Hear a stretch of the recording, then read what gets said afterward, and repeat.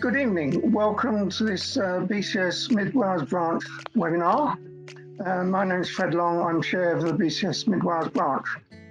Just a couple of housekeeping items. Please keep your microphone muted. If you want to ask questions, you should find on the tab, which you can pull out with that little arrow inside the red or orange rectangle, there's a question tab. And if you ask questions in there, then either during the talk or at the end of the talk, I will read out the questions for Peter.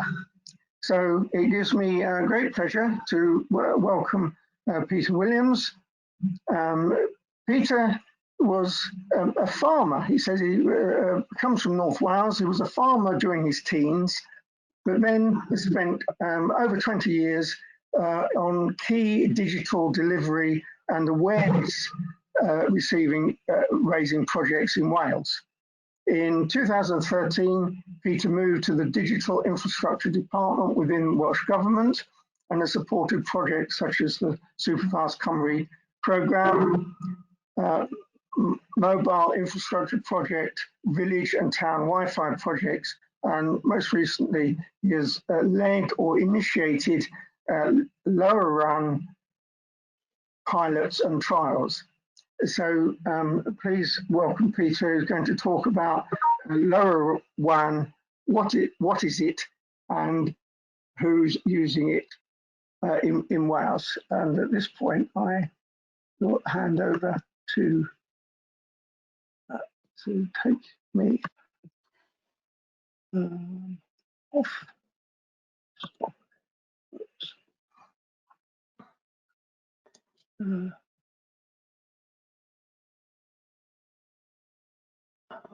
Okay, Fred, I don't think you handed control. No, I'm just, there we are. Now you should have presenter mode, Peter, yes? That's right, and hopefully you'll have my slides on screen. Just the one slide, or did we have the same problem we had earlier? No, we're seeing your presenter view, I'm afraid. Okay, that's fine. Bear with me. Sorry about this.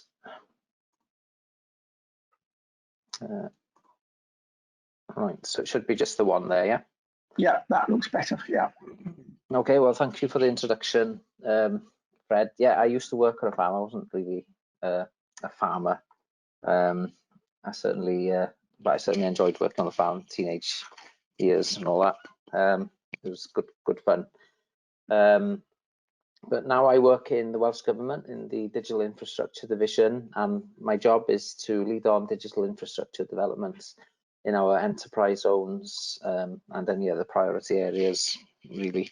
I'm reasonably technical for a civil servant, I suppose. We've all got our different skills, and mine is, you know, more on the technical side, although I probably consider myself being more of a specialist on LoRaWAN and not an expert.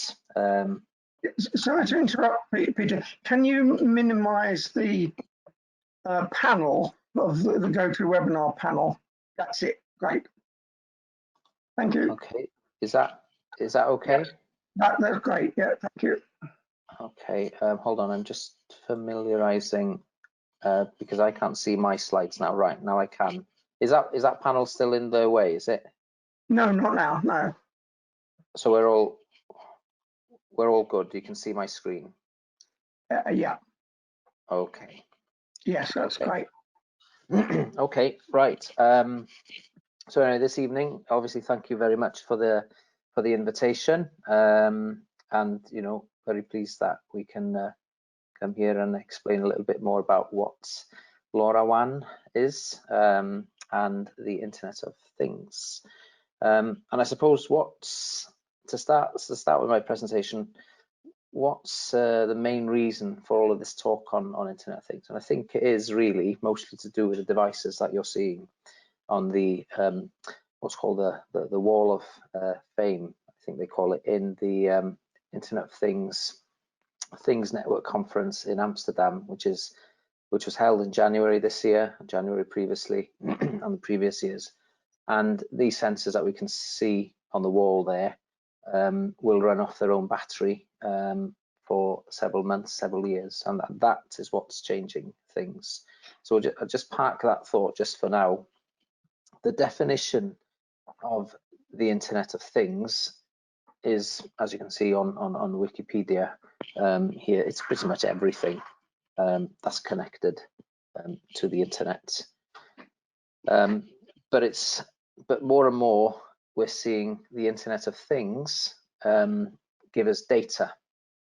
So this is a dashboard, an information dashboard I have for my man cave, which I am sitting in now in the garden, and that data that you can see is all coming off one tiny sensor which I've got on the door. It lives on its battery for months at a time. It potentially can work for years, but you know, the more PIR motion detections it'll pick up, which is several times a day if I'm walking backwards and forwards with the phone, then you know, it's typically months. But if I was just to use this, you know, not that much, the sensor would last for many years. But this data presents a picture on a screen like this. What I use it for, I use what's called IFTTT, which allows me to switch on my heater off and on. So I'm having, you know, that kind of perfect temperature in this man cave throughout the day. But of course, the more data we have, and when you start applying really clever stuff like artificial intelligence, and you know, the more possibilities. But we won't go there this evening on that. Don't forget that IoT is a new term, but the first device, the first thing, was a Coca-Cola vending machine in 1982, and you can read a little bit about that on the link which is below. And by the way, these slides will be made available, and I know this has been recorded anyway, but if you just take note of the link in the bottom there. So the interest now is basically because sensors are available to stay online, you know, for years at a time, and anyone can create their own IoT network. You don't have to wait for, you know, a large organization to build one for you. You can actually create your own very cheaply, very cost effectively, and that's helped by, of course, the free radio spectrum which is available that enables an Internet of Things. We're going to be talking about LoRaWAN, which uses 868 megahertz. And another reason why there's extra interest now is if you think back in the day when the PC came out, you know, the PC could do many functions. It wasn't, I suppose, until you started seeing Windows that you had all of these different applications and services, but the design of the PC was pretty much the same. It was the software that made a big difference, and that's happening in the world of the Internet of Things, where you're having what's called software-defined IoT. So a manufacturer might develop a sensor like this, mass produce it, but that single sensor has many functions, and it's actually the software that defines its end use case. Now, it could be in this example that it's a proximity sensor, you know, to warn of intruders, or in other instances it could be a light sensor to let us know that our great aunt has switched on the light in the toilet today, so we kind of have an idea that, you know, she's safe, so you know, we don't have to kind of infringe on any on her privacy. So those, I think, are some of the key principles as to why there's interest now. But there's also lots of research. If you look at the McKinsey Institute, they state by 2025, the annual global value of Internet of Things is estimated to be between $3.9 and $11 trillion globally. So that's through business efficiencies, so people doing things better, and people developing new products and services. Whether it's a LoRaWAN enabled mousetrap, and I don't know, Fred, can you see what I'm holding on the webcam here, or do you just see what's on my slides? Oh. I can't hear you, Fred, but anyway. No, we can see what you're holding, yeah. Brilliant, okay, thanks. It's because I haven't got the camera and the feedback on the camera here, that's fine.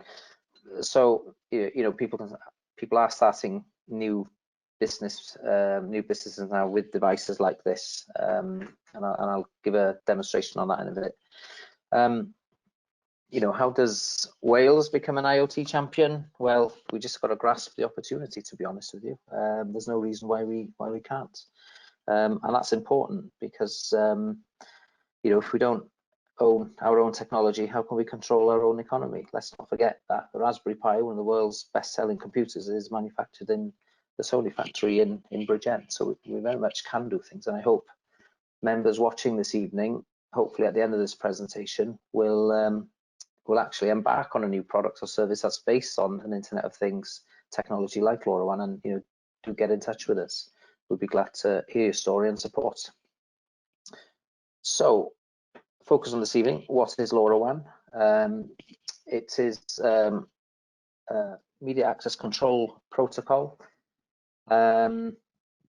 which is designed to allow low-powered devices to communicate over the internet. Now, a low-powered device is very, very different from a mobile phone. So most of us will have mobile phones, and the battery will last, you know, a number of days.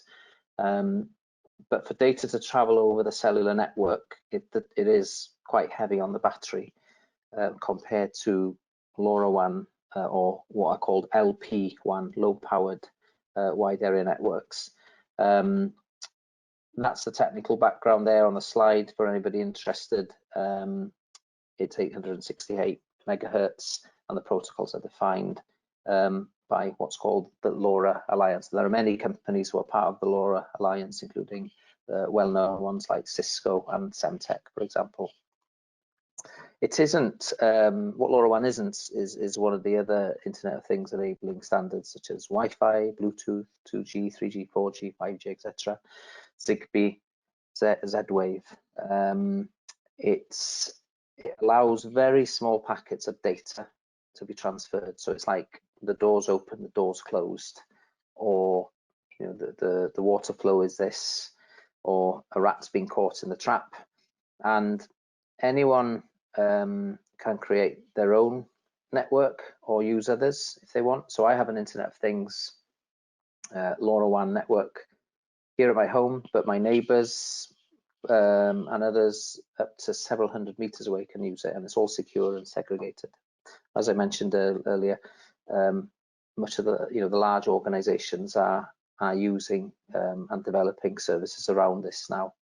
You know, it isn't the kind of the early adopters, people in the back of the bedrooms type of thing, which are using this. This technology is used all over the world, and it's rapidly changing how we do things and rapidly bringing in new opportunities. It's pretty amazing. So LoRaWAN enables IoT devices or sensors to be deployed in areas previously not possible. We've all heard of telemetry, and like the Coca-Cola machine, which I referred to previously, it's been available for many years. But with traditional telemetry and sensors, you would need some kind of connectivity, you would need some kind of power, and when you add those together, sometimes you have unsustainable running costs, which means the deployment is just not viable. LoRaWAN changes all of that, because you can literally take a sensor, plonk it in a field, whatever, or in a building, and just let it do its thing. It's as simple as that. It isn't designed for CCTV, sending images, or audio. It's no good for emails, even though it is technically dial-up speeds, and I'm sure people have kind of modified it to be able to send small emails. I'm sure it's no good for two-way communications or as an alternative technology for any life-dependent application. So if Auntie Jane has got one of these systems which is monitoring her well-being, and she falls over and it automatically dials for support, we wouldn't say get rid of that and have LoRaWAN, or use the LoRaWAN from the neighbor next door, for example, because what if the neighbor next door switches the LoRaWAN gateway off. So there are things that you have to consider with these things. But of course, if there is absolutely no other way of communicating, so if it's a building site and there are workers working on a building site where there is no telephone or no mobile signal, but there's a LoRaWAN signal, then why not? You can get devices, panic buttons or devices that would alert HQ, so to speak, that an employee might be in some kind of trouble. So LoRaWAN is designed for simple basic interaction in both the connected and previously unconnected areas of the world. There's no reason why we can't really have a LoRaWAN signal anywhere, because it's just technically possible. And even if you can't get a fixed gateway somewhere, this is an indoor gateway which I'm holding up, there are actually satellite LoRaWAN services now available, which just means you've got worldwide coverage. There are, advantages and disadvantages on having kind of a terrestrial fixed type land-based gateway versus satellite, but generally, if you want coverage, you can get it anywhere. It's essentially about on-off device messaging.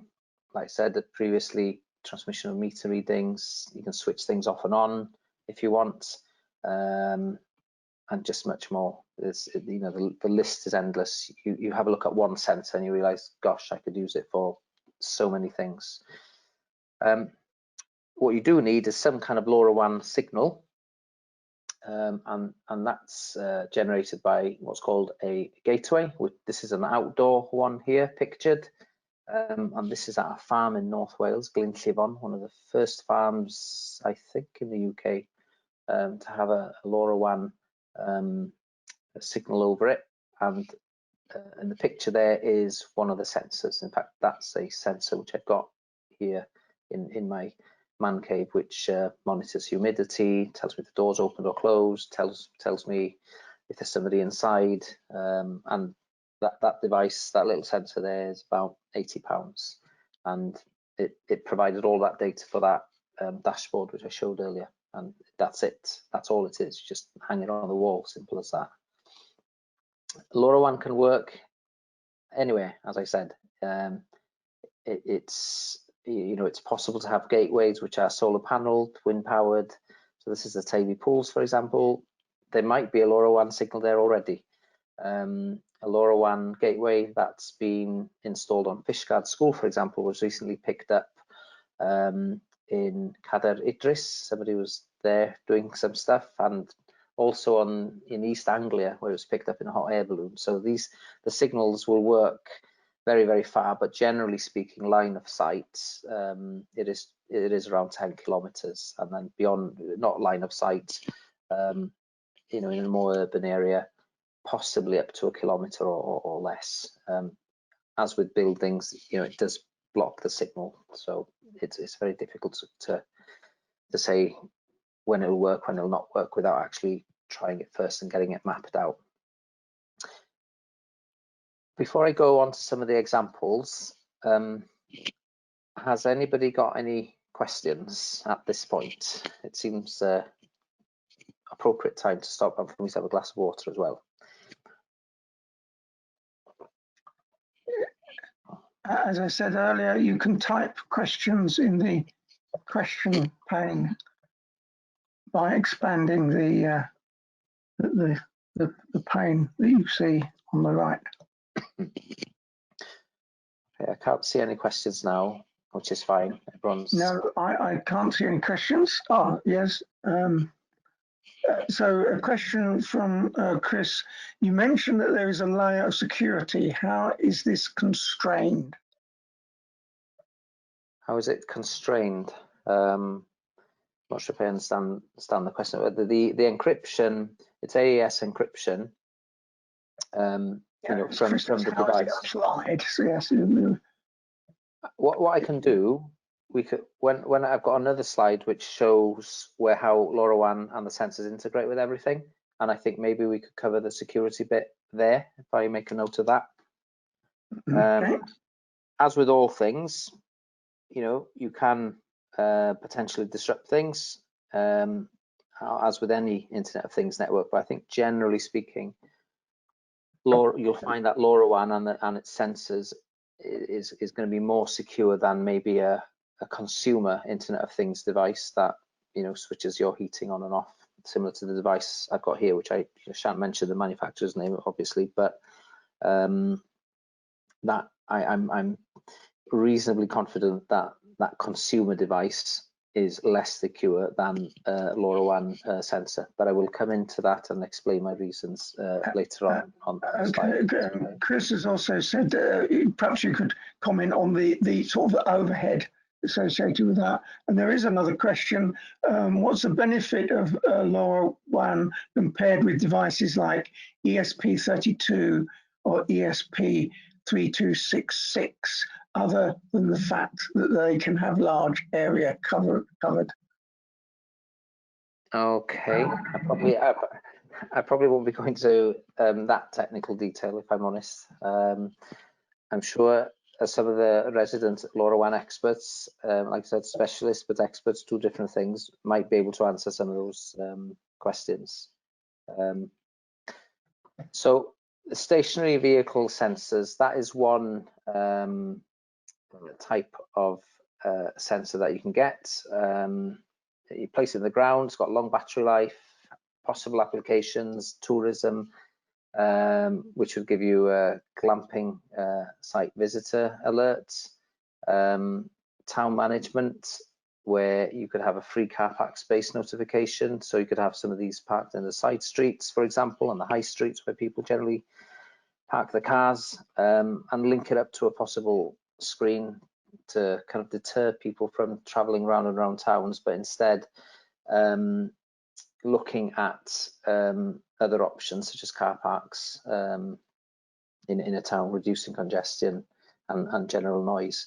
Crime reduction, potential intruders on private estates, train stations, bus stations, depots, and so on. That's the type of application for this. And I've got one of these here, you can probably see on the camera.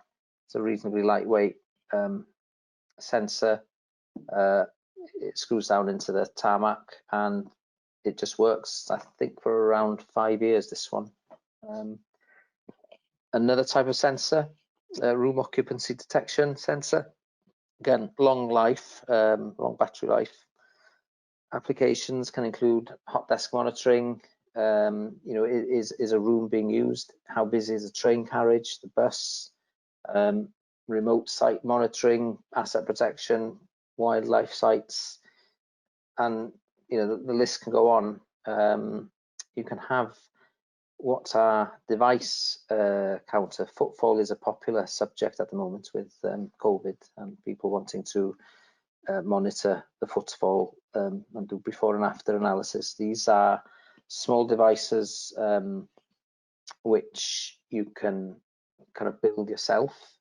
This particular model is used by Deutsche Bahn in Germany, in the German train stations, to monitor footfall, and it helps them determine the use of resources at the most effective time. And then you have road sensors, which again, long battery life, but it'll help highways with temperature, moisture, salt levels, stationary traffic, and so on.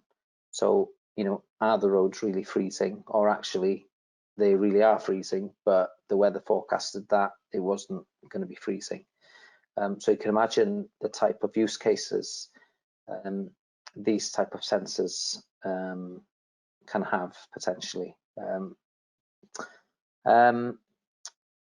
And I know, just as a note, they're planning to deploy one of these on the science park up on Anglesey. Again, it's giving us information and data that previously we couldn't get, or we could only get without spending a lot of money in getting that data. And you know, a sensor like this, I think, is about £200 or £300, which would give you that information. Ultrasonic sensors, these can be used for flood monitoring. So they have Gwynedd Council use some of these to monitor river levels in North Wales, in Botnewydd, for example, where it has been known to flood. And when the river reaches a certain level, it helps them inform the emergency planning teams to go out and deploy sandbags or evacuate whatever's needed. This particular model, I believe, only had battery life, which was a few months, but I know there are updated models now which will last, for many years. Push button pad. This is just a pad with buttons, but behind it you could have a sign saying, rate us, or rate this footpath, or the condition of the toilets, that type of thing. Again, this sensor, I think it's about 40 euros, something like that, and you would just leave it there, and you could have in real time, like feedback on the local environment. It's there. And then you have the mouse and rat trap, which has this particular one has 3 modes: kill, near miss, and armed.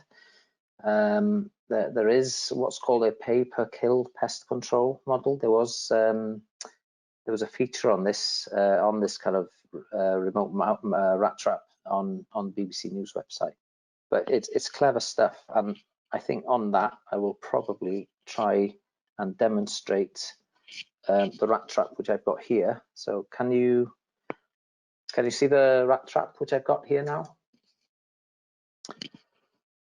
I assume you can. So I'm just gonna. I can. I'm just gonna try and arm it there. So, and you can see on the screen, hopefully it shows normal, and you can see me with the rat trap. Yeah. Yep. And I'm gonna get the mouse, which I've called Laura, and watch. Obviously, I gotta watch my fingers. I'm gonna put the mouse in the rat trap. Oops, that didn't go well. Right. So it's called the mouse. Now look at the screen, and it's trapped. There we go.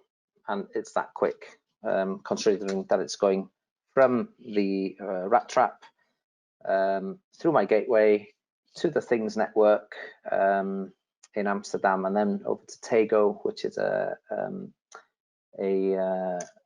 dashboard which you can use. I'll show that one more time just for people to see. So you kind of set it like that, and you can see the little LED flashing, and it just sits there basically. And then chuck the mouse on it, and then that will change. Trapped. There we go. And I didn't catch my fingers this time either, which has happened in the past. Bear with me while I get this back on screen. Okay. Okay, so hopefully it's just one screen that you can see now. Okay. Yeah, and can you minimize the panel? Yeah, that's good. Hide control panel. Okay. So once you have your LoRaWAN gateway and sensors, what do you do with it? Now, you need somewhere for that data to go. Now, there is something that's called the Things network, which is like a crowdsourced network. So I've got a Things network gateway here at home, which means any other Things network user or customer, if they're passing, can access my network. And the same is, if I'm passing their network. So it's a bit, we all kind of own our network, so to speak. So it began with in Amsterdam in 2015. Bear with me, my slide just went there. And I think it's October 2018. There was 80 plus countries with this Things network deployed. There was 4,600 gateways and 45,000 contributors. That's grown. It's in over 150 countries with 13,000 gateways and many more contributors. And in the UK, October 2018, you can see one of the first gateways that were deployed were in Cardiff by Richard Wenner, and he is a LoRaWAN expert, and he will be able to answer some of the more technical questions. And then you can see the one standing out in Northwest Wales, which is Glynllifon College, on a project that we worked with Mented Môn and the college and the science park up there and Gwynedd Council. To this month, 2020, that community's grown. The number of gateways have grown in the UK from 404 to 847. So it's growing. It's growing in the UK, not as fast as possibly around the world, looking at the data, but it's still growing. And if some of you decide that you want to go and get yourself a gateway, then obviously you become part of that network then. But a lot of this is people's understanding of what the benefits are, and realizing that actually it's not massively difficult. So one of the technical sides, somebody asked about security. So you have your end connections here, and those will have certificates in them. Now it could be that you intercept one of those sensors and somehow put your own certificate in, and you then decide to do some malicious stuff over the network, or you simply grab a sensor and just get it to flood the gateway with requests. You can technically modify this.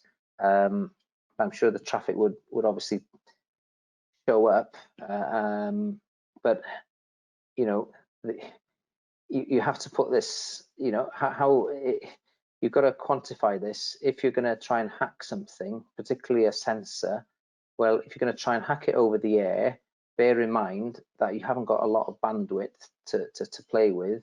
You've got to go through a gateway.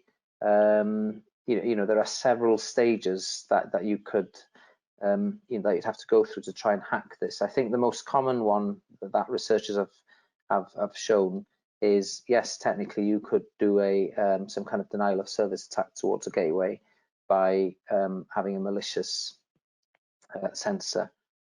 But in terms of, can I see other people's traffic? Well, no, it's encrypted. It's not like the day when Wi-Fi first came out. Because I remember demonstrating Wi-Fi many years ago, 1997, I think it was, where one of the first Wi-Fi access points were out, and there was no security. And yes, you could do all kinds of things then if you knew how, of course. And then came web encryption, which you could crack open in a couple of minutes or less. But LoRaWAN is secured from the outset, but that doesn't mean that as time goes, as with every technology, someone will find a way to hack it. Any questions on that before I kind of go on to who's using LoRaWAN?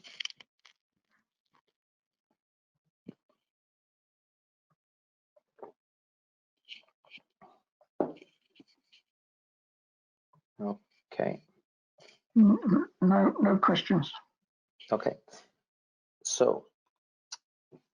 Oh, sorry. There is one. Is Welsh Government doing anything to try and provide coverage on the things network? My understanding is LoRa is quite long range, so it wouldn't take that many base stations to cover the whole country. That's from Colin.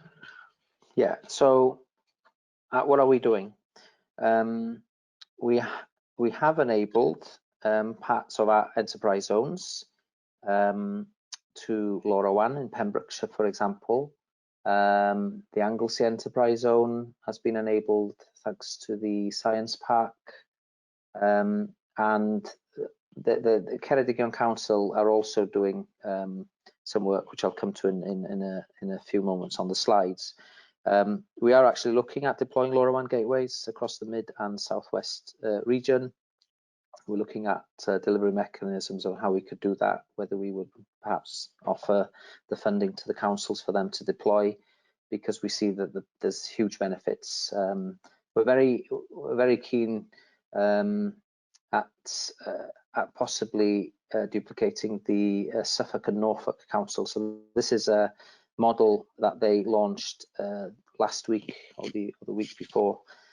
So they in Suffolk and Norfolk, which is obviously more flat than Ceredigion, they've deployed LoRaWAN network, and that's open to the public and private sector. And it's worth you Googling that for more information. You say that would only the person asking the question, Colin, I think that you'd only need a few gateways. In theory, yes, but the problem is there's a lot of hills in Wales, and from the terrestrial TV network point of view, according to Ofcom, to reach 1 million people in England, you need only 12.5 masts in for them to pick up a TV signal. In Wales, it's 68, and in Scotland, I think it's something like 40. So Wales needs more masts, basically. So for LoRaWAN gateways, I think you would need quite a few, so that'd be coverage throughout. You can get small gateways that plug into the mains, smaller than these, for about £80. So if, for example, you need an immediate LoRaWAN coverage in your building, then you can fix that straight away. If, for example, there's a LoRaWAN signal outside, but you need it kind of in your buildings, it's not quite strong enough to penetrate, then you can provide infill. So the answer is yes, and yeah, watch this space and watch the Ceredigion slide in a short while now. Okay, a couple more questions. Okay. Can you explain more about the Tego dashboard, what the Tego dashboard is, and are there any alternatives? Okay, can I come to that in a bit? Yeah, okay. Another one which might be relevant now. You mentioned the need to promote the benefits of LoRaWAN. There are clearly many uses for it in agriculture, but farmers are notoriously skeptical of technology. How do you persuade them of the benefits? Yes, that's a challenge. Right. Question. I think right. So with some of the questions, I think I should go through some of the slides, and we'll come back, because some of the things are answered in the slides, or will add value, just so that I don't miss anything. Yeah. So obviously there are businesses that have been started up because of LoRaWAN. So this is one company, Evometric, Dr. Rob Shepherd up in North Wales. So he's going to be able to answer the question on ESP32, which I can't. He's on Twitter as well. I think his Twitter handle is 95.2, I think it is. I'm on Twitter as well, at Peter Gwynn. So if you've got any questions after, tag me on those, and I'll kind of, if I can't answer them, especially the real technical ones, I'll phone a friend, so to speak. But so Evometric's been doing a lot of stuff with agtech and developing services. You can see the little website there, pethai.io, which is things, and yeah, doing great work, to be honest. And it's really good that we've got now these companies starting up using this protocol that was previously not available. You also have Mockingbird Consulting, again, doing lots of stuff on agri-tech. As you can see there, they kind of provide an all-in-one service. These are very new initiatives from a LoRaWAN perspective, but some of the the two companies that I've mentioned, they've been doing tech stuff for many years, but LoRaWAN's just helping for them to find new markets, because it's providing that capability that previously you didn't have without having to spend an absolute fortune on. And in terms of like end products, this is an interesting one. This is a company based in Treforest, which we've assisted. So they have invented what's called Keg Tracker. And very interesting, on their website, they've got a keg with no tech, then the second generation with an RFID, and the third generation with IoT, which is in fact LoRaWAN. And the benefits it's giving them is, and their customers, is they can manage the whole waste management side, route optimization, they know how much beer is being used and can automatically send new beer kegs on the way to the customer. That doesn't sound bad at all, does it? But these are new services that previously were not typically able to be delivered. I mentioned the college, Grŵp Llandrillo Menai in Northwest Wales. So working with Menter Mon leading on this, doing some great work with the college and others.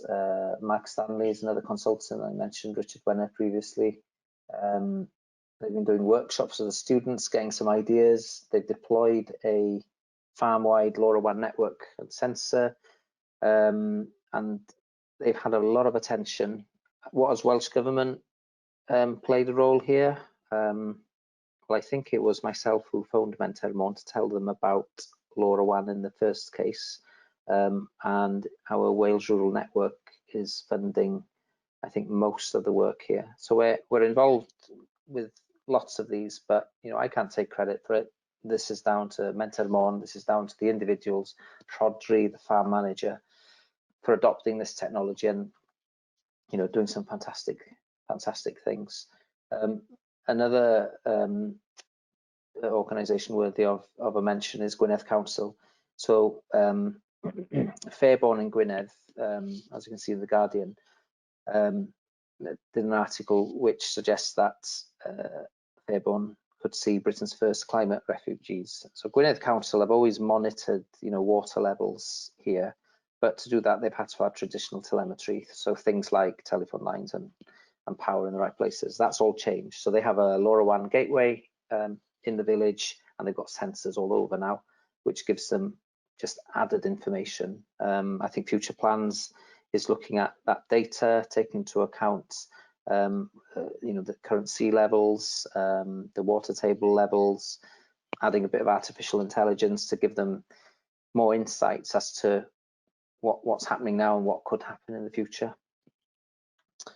Then Gary Howell, which is pictured here where my mouse is. So he invented this fantastic little device here, which he's called Gates Watcher, but in Welsh it's down as Gwylio'r Giat, which basically is based on having sensors in the motorbike shed, which is showing that it's green, it's secured, but it's showing that the red diesel tank and the gate at the top of the field, Giat high top, is that there's some disturbance there. And this is a little device that can, sit in somebody's kitchen for those who might not have a smartphone and don't want one of these alerting systems.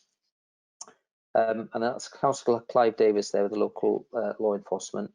And they've been looking at using a device that picks up devices to help with antisocial behaviour in skateboarding parks late at night, thus informing police patrols and just helping reduce antisocial behaviour. In terms of farmers, this was last September in the Innovation and Diversification events. Again, you got Menter Mon here, David, and Dewi and Gwion from Farming Connect, and also Geraint, and then Gary Howell showcasing some LoRaWAN sensors. And this was the first time this had happened, and trying to get some interest in the farming community. And I think there is a lot of interest, to be honest with you. And to help kind of spur that interest is we've actually enabled 18 demonstrator farms across Wales. So if you're up here near Aberystwyth or these dots here across Wales, you can actually, well, hopefully pick up a LoRaWAN signal. So all you would need to do, in theory, is grab yourself a sensor and use the network coverage that's around you. I can't really talk too much about this because I know the team are in the process of getting some sensors and getting the farmers connected up to do different things. I know I promised to help the local farmer near me on this as well, just to kind of show the different use cases, but also things like taking the temperature, or having a sensor taking the temperature of the field, because at certain temperatures the field is more suited to take fertilizer, for example, and can use less of it. We're also kitting out our enterprise hubs with LoRaWAN and some sensors. Unfortunately, COVID hit, so at this moment in time, I've got the sensors, the rat trap and everything else here with me. But once those enterprise hubs are kind of gradually opened, we'll be deploying them there so that people can understand what it is and what the opportunities are for them. And a bit of a case study for you. Mid Wales Housing, which is an established housing association, are using LoRaWAN and have done for quite a while, actually. Fair play to them. And they had a sensor in one of their properties, and an elderly gentleman living on his own, his sensor reported that the temperature in the property was low, and it led to somebody going out and checking if he was okay. And what had happened, he'd switched all the heating off to save on his electricity bills, you know, and he wasn't in a very good way. And we're just wondering, was this the first example where LoRaWAN potentially could have saved somebody's life? Now, Ceredigion Council, this slide was sent to me from David Owen, the digital officer of the county, who's doing some great work in the whole kind of digital sphere. They're currently progressing a project to install LoRaWAN gateways on several council assets. So for those listening, and if you're living in Ceredigion, this is fantastic news. They've purchased 40 LoRaWAN 1 outdoor gateways and sensors that's going to be used in different parts of the councils, but this is going to go on the Things network, which I spoke about earlier. So it'll be available to yourselves if you're within a coverage area, and hopefully they'll have them. Well, it'd be great if they get them in by Christmas. Obviously, buying a gateway is one thing; getting them installed, I can tell you, can sometimes be challenging. But once it's there, you've got fantastic signal. So they have been experimenting with one gateway in Canolfan Rheidiol in Aberystwyth, and they're developing devices to put on bin lorries, so that they kind of like map out where the signal reaches or where it doesn't reaches, and where there's kind of not spots. That's possibly where we could come in with the project I mentioned earlier and fill in any gaps, or it could be that all that's needed is you know, a kind of indoor gateway like this, which I think is about £250. And you can attach a little external antenna. It could be that you just need one of them to install. The LoRaWAN 1 gateway, I think, is about £450. And then the idea, as David's put in his slides here, is to work with local businesses, universities and others to help use the technology. So watch this space, and you know, let us know if you're interested in doing anything here in the sphere of LoRaWAN. And you know, you can let me know where you live, and we can try and see if there's any link ups here in terms of coverage. So that's the coverage from one of their test units. I'm not sure if this is the unit that is inside the council or outside, but as you can see, that's not 10 kilometers, obviously, so that you have very variable results depending on where you place the antenna and whether it's indoor or outdoor. I mean, as with all radio things, you know, the higher the better outdoors. It generally works very well. And here is the map, which I will just leave on for a second while I just grab a glass of water. For all of you to speculate if you live near there and if you'll get a signal. Chances are, if you're high enough, if you're living on high ground, the chances are you're already getting a LoRaWAN signal.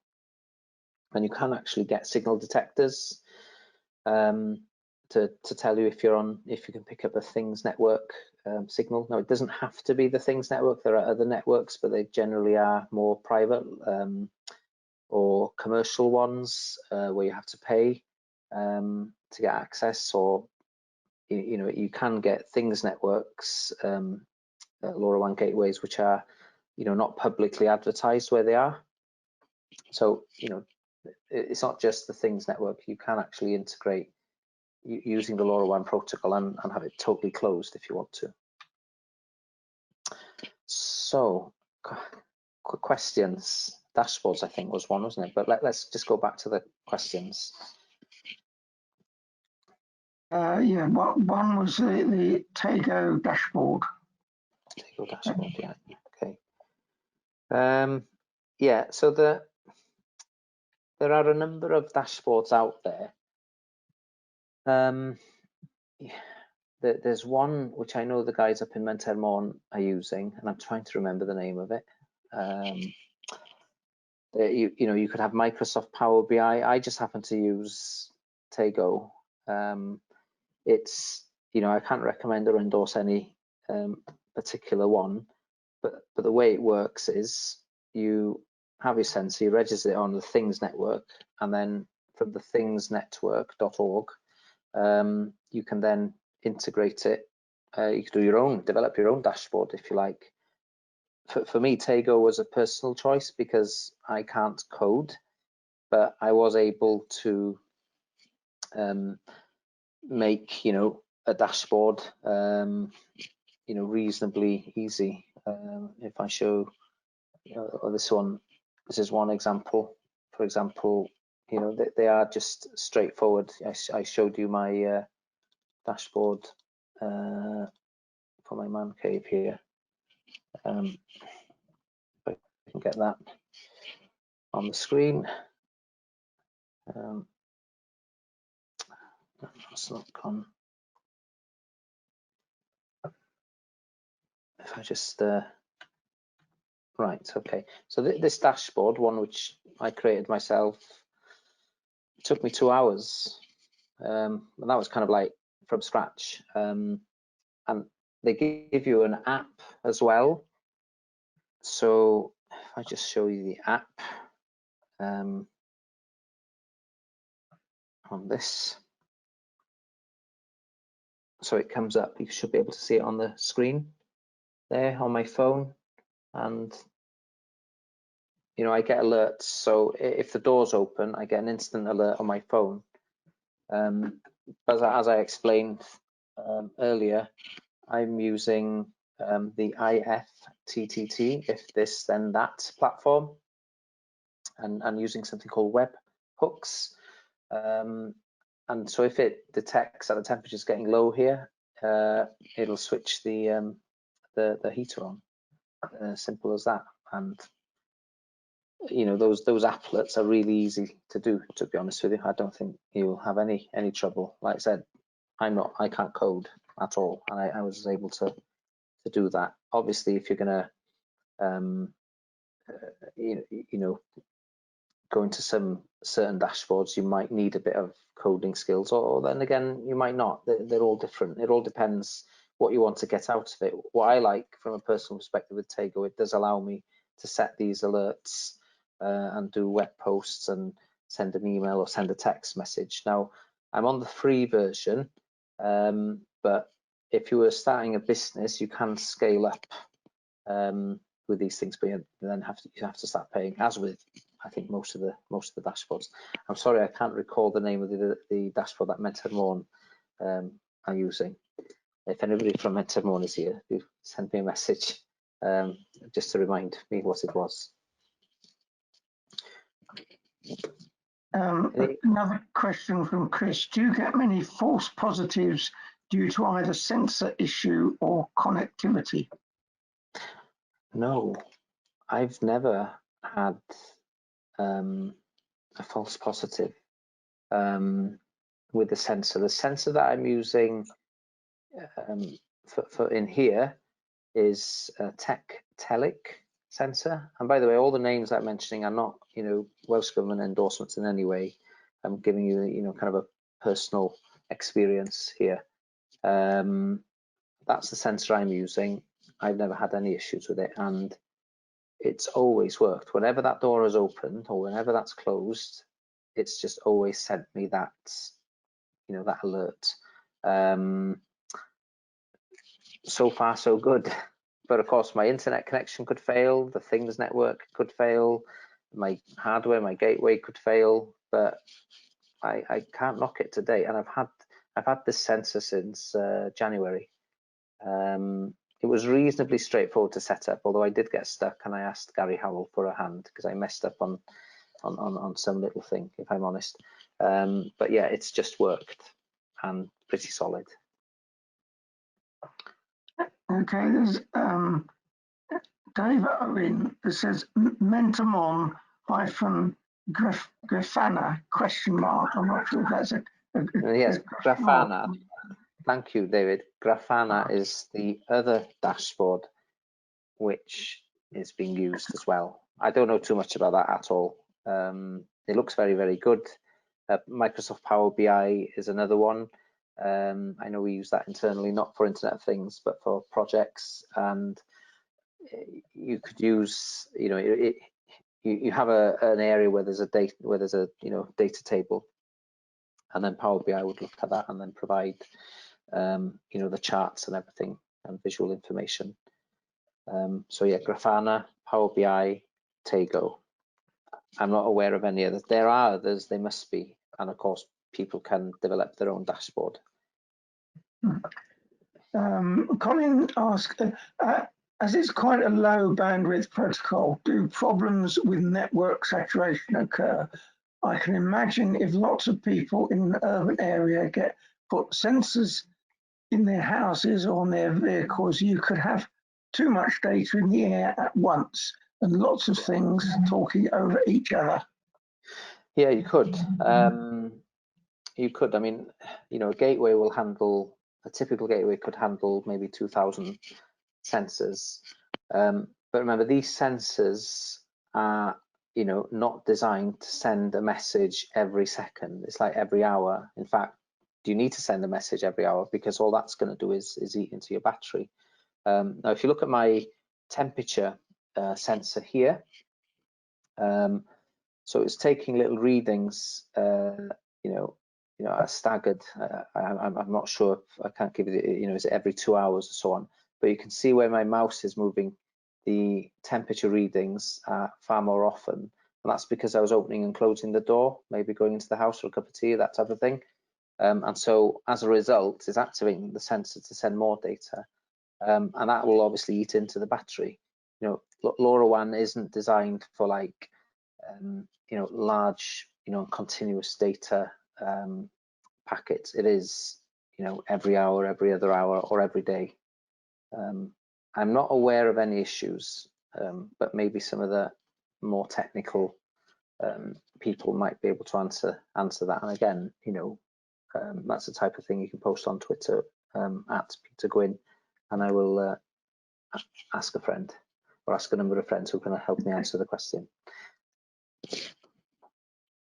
Another question from Chris. I think it must be quite open to single point of failure. If a gateway fails, does that mean a potential considerable downtime?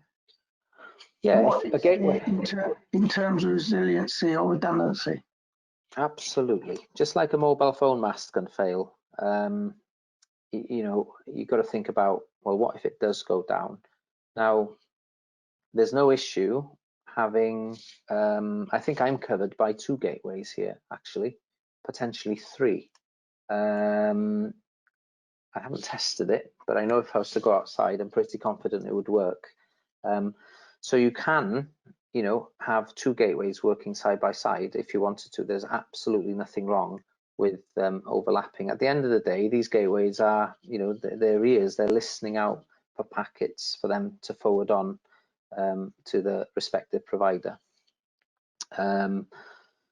But you're right to ask that question, because as people start depending more and more on this, what happens if it fails? Or, is it the practical things? Is it, putting a gateway on an uninterruptible power supply, and the same going with that, the internet connection that's connecting it up? Or, as we've done on the Farming Connect farms, we've put in SIM cards there. So, you know, they have mobile backhaul, for example, as opposed to using the farm's broadband connection. That was done really more for practical reasons more than anything. But, you know, you can add resilience in the gateway or simply have another gateway. It all depends on what you're using it for, I suppose, and how much value you're getting out of it. For me, because it's controlling the heat here now far better than my little oil-filled heater did on its thermostat, which just simply didn't work. You had to kind of go back and turn the dial until it's just right, depending on the weather outside. I don't have that hassle anymore because I've got a sensor at the far end of the shed and the heater at the other end, and it just works very, very well. Hope that answers the question anyway.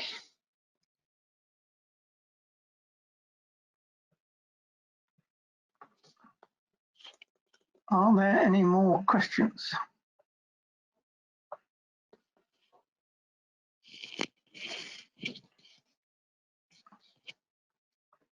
Well, it appears not. So, well, thank you, Peter. That was very interesting. I must admit, I didn't know anything about this technology or its capabilities, and so I've learned a great deal this evening. Thank you very much for giving us this talk. Thank you to the audience. I hope you've also learned something this evening, and please look out for future BCS Mid Wales branch events. So thank you, everyone, and good night. Yeah, if there's if I could just add before everybody goes, I would ask that you have a look at these two web links here, the semtech.com and the thingsnetwork.org.uk for further information, really. But yeah, thank you for your time and listening. I'll start. Okay, yes, thank you very much. Good night. Okay. Other questions now?